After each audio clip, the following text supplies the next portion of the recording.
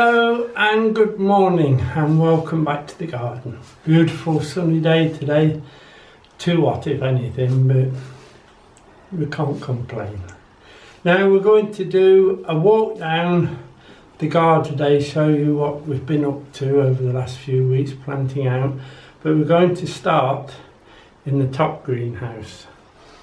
Now the top greenhouse is getting a bit like me, a bit on the old side now. So this will be its final year as it is, and when the crop's gone we'll take it down, rebuild the walls and put an aluminium frame on it, hopefully. I was going to do this last year but I didn't quite get there.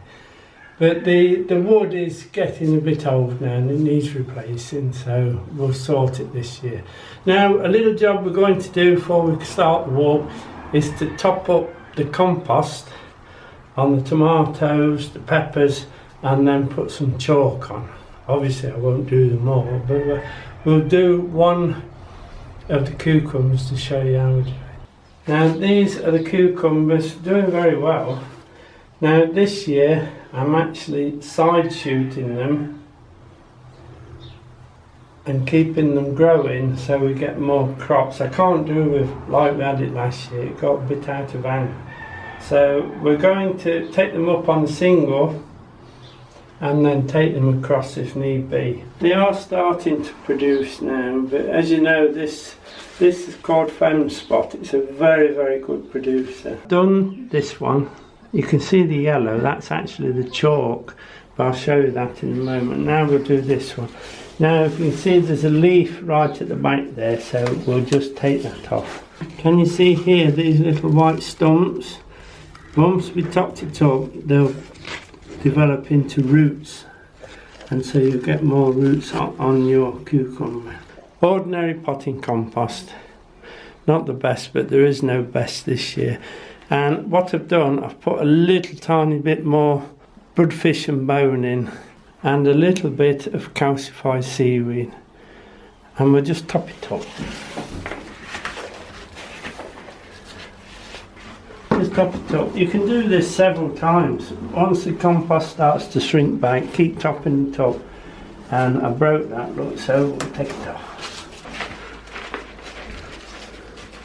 I think that's better. Just press it gently just to level it, no need to cram it in. And then we'll put the chalk on. It doesn't matter what colour chalk you get, as long as you get children's chalk and you know this colouring that's in it is perfectly alright. Now I couldn't get any large chalk, so we'll have to use these. And all I do, I've got an old cheese grater here and just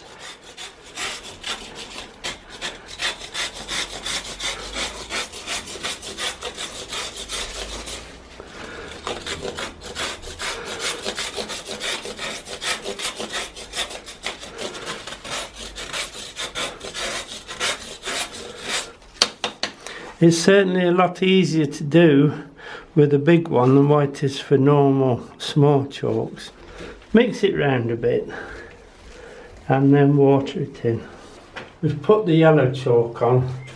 Perhaps it looked better with blue or pink, but it's perfectly harmless, so any colour. Just wash it in. This actually wets that compost as well, which is the main thing. And that will do. These are the tomatoes. These are all sun gold. They're doing quite well. There's quite a few tomatoes on them, so I am feeding about every 3 or 4 days. I've also, as we always do in this greenhouse, put some peppers in as well. These are a mixture. I think there's 3 yellow bell and 3 King of the North, which will be the red ones. These are the smallest of the peppers that we had. I kept the larger ones, which I'll show you when we get to the bottom greenhouse. Now that'll do for in here. It's quite hot in here. I will probably finish these this evening as it cools down a little bit. I will be in here actually later on because it will want watering for night. Now we'll start our walk down the garden. We'll show you how the chicken garden's doing at the moment. And this is the chicken garden, as I call it. As you can see, they're all over here. It's a nice garden, but we can't put any bedding plants in, because if we did, the chickens dig them straight up. Now as we go down, I'll just show you the Photinia red robin in full blossom. The chickens are all around me, but they've gone underneath these shrubs just to get out the sun for a bit. Normally they go out and sunbathe, spread the wings out and have a good sunbathe. I think they've done that and now they're having a cool off. Now all these plants here are the overwintered stock that have been potted up in a little bit bigger pot and watered well, a little bit of feed. These are waiting to go up to the house and be planted in the containers and hanging baskets, etc. And there's some more here, and behind Diane there's even more still. But though it's amazing how when we planted up around the cottage how these will all be gone. In the fruit cage, this is where I put the peas and the dwarf beans this year. They're all doing rather well. As you can see, the peas are now flowering, always a good sign. I put the 2 rows with wire on and they're sort of trying to grab each other there. This side is the Coco de Pampol. Now we raised these from the seed in the greenhouse, and I lost quite a few because of the cold weather. I put some seed in to make the numbers up, and as you can see they're all germinating nicely. This is one of the few areas that I do water well to get those seeds up. Gooseberries are doing well this year. Again, we could do with some wet. Can you see that one? It's absolutely covered in them. These are the dwarf beans Sonata. They're the yellow podded ones, which are quite nice. We like those. Right, this row here are the Pongo beans that our friends Bill and Val sent us. Last year they sent them. I grew a few last year, and now I've put a row in because I quite like them. Now the raspberries, these are Malinjuno. They're a floricane, and if you remember we cut the tops off, and now all the side shoots have come out and all got fruiting ends on them, all fruiting buds on them. These are absolutely covered, look now. They'll all be fruit all the way up from top to bottom, so it's worth cutting that top off. Now I put Diane's gourds that she wanted in here, and once I put them in I thought I might regret that because they will probably overrun us. The blackberries are all in blossom now, looking very well indeed. Now the blueberries, as you can see, are now coming out of flower, and I don't know if you can see in there, but they've all set, so there are little blueberries at the back of the flowers now, so hopefully we'll have a decent crop. And as you can see, the red currants are coming on well. Now I have had a little bit this year of blister mite, so it's a little tiny mite in there that makes a blister on it.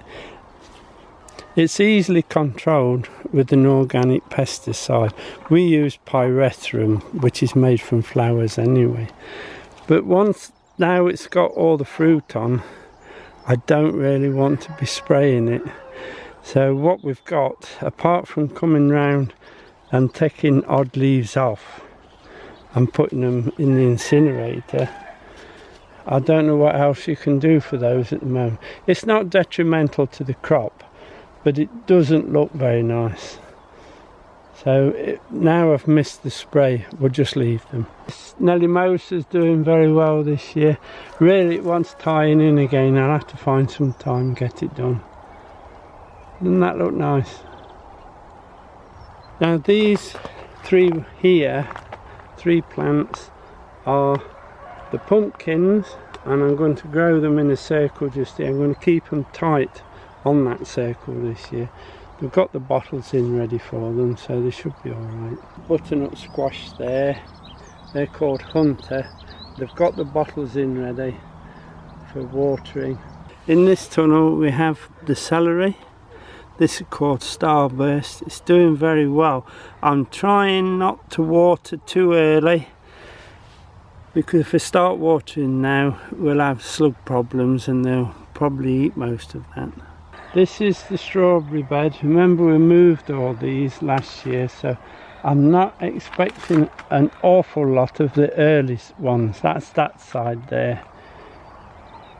If we get a few, that'll be fine, but we've got a few on them already. 4 or 5 here at this end, they're all the later ones. Now I am expecting a crop out of those. I did feed them this morning. I give them a little bit of, I use Green Futures liquid seaweed on those, and they seem to respond to it quite well. In this tunnel we have the cabbages. At this end we have mini cole, good cabbage, very quick, and at the far end jade, which is a slower cabbage that will follow the mini coles as they are finishing. In this tunnel these are all the red cabbages. A little bit more space between these, because on the reds you get a lot of leaves and a small head. This is a double tunnel. At this end, which are 3 rows of Calabrese Parthenon. At the far end there's 3 rows of cauliflower Clapton. Now you can see there's some yellow leaves in there, but what I'm waiting for is when we had some rain and the weeds will be coming up. This will all want weeding in a few weeks, so I'll take those brown leaves off. They're just seed leaves that go brown. It's fine now on most cabbages. Now these are this year's tomatoes. They look a bit like they need a good watering or a good feed, but I think it's because we've still been getting some quite cold nights, so it's coloured the leaves a little bit. I did start watering, but I've stopped now because the watering is bringing the slugs this way. Remember, we put a tomato plant and a marigold all the way down the rows, but I'll show you what's left of the marigolds already. So I've had to really buy a few slug pellets and put them on the tomatoes to protect the tomatoes. If they start attacking the tomato stems, we'll lose the plants. This was a nice bushy marigold, and it's been literally stripped already. This poor little thing here has been stripped as well. But I don't mind them having the marigolds, because I can soon raise some more, but I just don't want them eating these tomatoes. Now these are the sweet corn, or what's left of them. As you can see, the mice have had 2. There's not a lot I can do for the mice. I don't want to put any traps down if I can help it. I'll have to try and get some bait and put it in the hedge bottom there somewhere. Again, the slugs were attacking these, and so I had to put a few slug pellets. I'd like to cover them with coffee grounds, but I'm just not getting enough at the moment. What we've got coming today will be 2/3 of a bucket, but I want those for the strawberries. I think they're a little bit more important, but these are important, but they're more. Now the potatoes are pushing through nicely now. 1 or 2 is a bit slow, but they'll be alright, there's plenty of time. These are the lates. Along here I had some sweet peppers left. These are all yellow bell. I couldn't find anybody who really wanted them, So I thought I'd plant them there and give them a chance. We don't know what weather we're going to have this year. It might be good for them. In this double tunnel we have the Brussels sprouts. They're doing not so bad. As you can see, the ground is so dry it's now beginning to crack, but that's just the surface. If you dig a hole, it's plenty wet underneath for them. But I don't, as I was saying, I don't want to give them too much water, else we'll have shallow roots instead of deep roots. These are called Brendan, which is hybrid. I did manage to get some coffee grounds around these, and now the slugs have left them alone. Now this is the other potato bed. These are the first and second earlies, and a few main crops as well at this end. They're pushing through nicely and looks like they could do with some rain. In this tunnel we have carrots. I can see an odd weed in there, but it'll be alright for now. And at the far end, they're the parsnips. They've all been thinned now to singles, and they're doing alright, standing nice. This is the onion plot. They're standing well. I haven't watered them or anything. There's been no rain now for weeks, but they're doing well. But again, there's plenty of moisture down there. There's plenty of manure, our own garden compost and barley straw all mixed underneath. So then, as you can see, without water they haven't done bad at all. As you can see, the frame is now empty and I've dug it over. I just got to break it down to a good tilth, ready for the next batch of lettuce. The lettuce in this tunnel is doing very well. We'll start and lift a few of the leaves off the red tomorrow, maybe one or two off the green as well. We'll see how we fix. In this end of this tunnel I've got a few leeks that we had left over, and I found a place for those. The kohlrabi is there at the end, doing very well. Now as these lettuce go, I've got some celery that I've done my second set, which will go nicely in there to follow on the celery at the top. The bolt hardy beetroot is doing well. As you can see, it's putting on new leaves now, so that won't be long. Apart from a few here, I don't think the birds are bothering with them, but I will have to put a net over that. We can't. Can you see where they've pecked it? Look, and there, the garlic, this little end bed here. Now I notice one or two scapes are coming on them now, so we'll take those off, and Diane likes those with a little bit of scrambled egg. Quite nice. These are the overwintered onions. They're just beginning to swell up now. They'll be fine in a week or so, maybe 10 days, I don't know yet. But we'll take those as and when they're ready. And remember, as we lift them, we'll probably use as many as we can, because the overwintered onions don't store at all. Or they store, but not for long like the leeks do. If you remember, about a week ago we planted these leeks, made a hole with a bulb planter and just dropped them in and watered them. They're all stood up nicely now. At the far end there's a little bit more celery that I had left over, and I put it down there. There's not a lot, but there's enough to get as baby celery, if you know what I mean. The smaller celery, we can take that out and just take the stalks off. These are the shallots. They haven't done awfully well. I think I'm going to have a look into the type of shallots that we're planting to get a better onion to try. These are the broad beans. Remember, these are spring set, so they don't make much yet, but they won't be long. And looking in, they are flowering, but I've also got some black fly on there. I need to spray them. The artichokes, they're still with us. They don't seem to grow very fast, but they are producing new leaves, so we'll see how they get on with those. it'll be interesting. These are the impatiens or busy lizards waiting to go up to the house to join all those geraniums and fuchsias for decorating the cottage. A few more fuchsias there that we overwintered, they're really coming into flower now. There's 2 regal pelargoniums there and a geranium and a fuchsia. They're all waiting as well.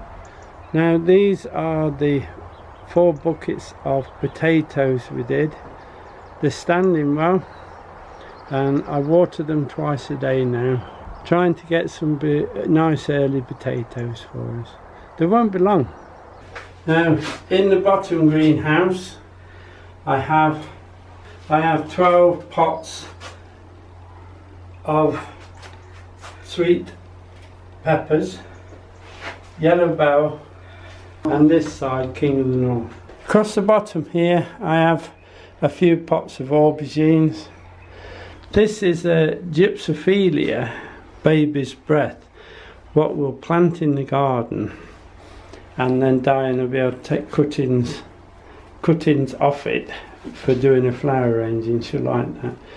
A few cucumbers for the frame. They're a little bit stretched, but I think they'll be fine. I'll repot them a bit deeper.